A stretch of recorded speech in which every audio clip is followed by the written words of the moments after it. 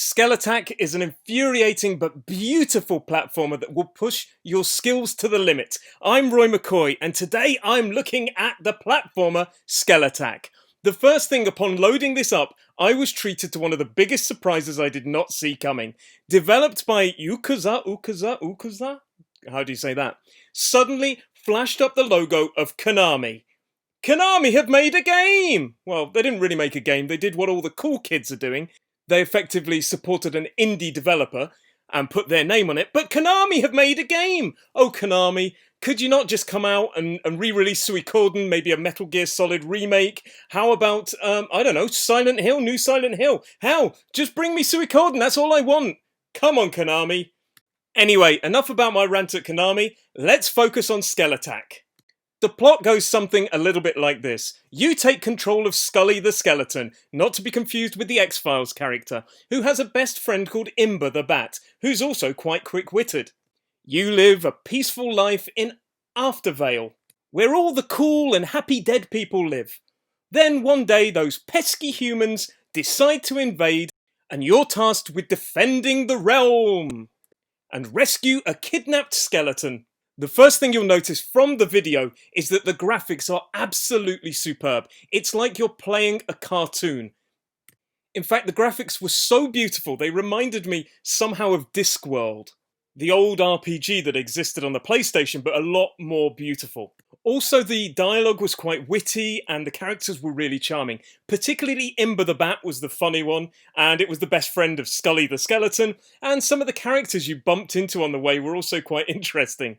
Another good thing about this game is there were plenty of checkpoints, so that when you did die, inevitably you die a lot in this game, I'm going to get onto that, you could just restart somewhere quite close. And also the load times weren't slow at all, which is a very good thing in a platformer that's meant to be quick and high-octane action-based. Another thing I liked was the variety of enemies, and also every now and then you got a boss fight that seemed to be based on a kind of stereotype of one of these old gauntlet characters like the barbarian, something like out of Diablo, and I really enjoyed that as well. Now on to the moans. Okay, this game is brutally difficult. It is really, really difficult. It made me rage out a number of times. It was just infuriatingly difficult, particularly the jumping. The jumping and the wall jumping were just ridiculously bad. Yes, you felt like a god when you platform jumped, but sometimes you found yourself sliding down the walls, and it was just really difficult to traverse certain parts of the level.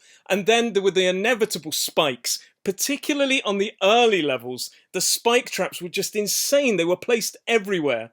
Now, something that I have to say is not only was it difficult and the jumping was really tricky to master, is actually when you did die, there was no punishment. Yeah, you lost these kind of gems that you can buy new health upgrades, but apart from that, there was no real punishment to dying. So it gave the game a little bit of a hollow feeling.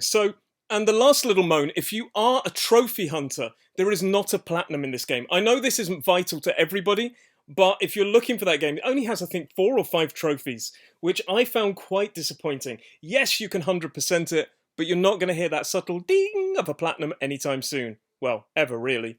So all in all, this was a high-octane, good fun combat game, lots of attacking, pressing the square button, hammer it home, searching for keys, opening doors, that kind of thing, typical platformer.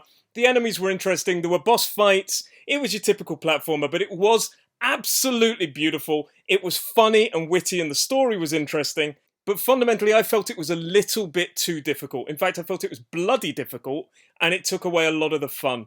I much prefer something like Fury Unleashed that I'll tag down in the comments below. It was much more of a fun experience. But from that note, what I have to say, I'm going to give this a 6.5 out of 10. I didn't love it, but it did remind me that Konami still exists, so you definitely should make games. Suikoden, come back! And on that note, this is Roy McCoy, out!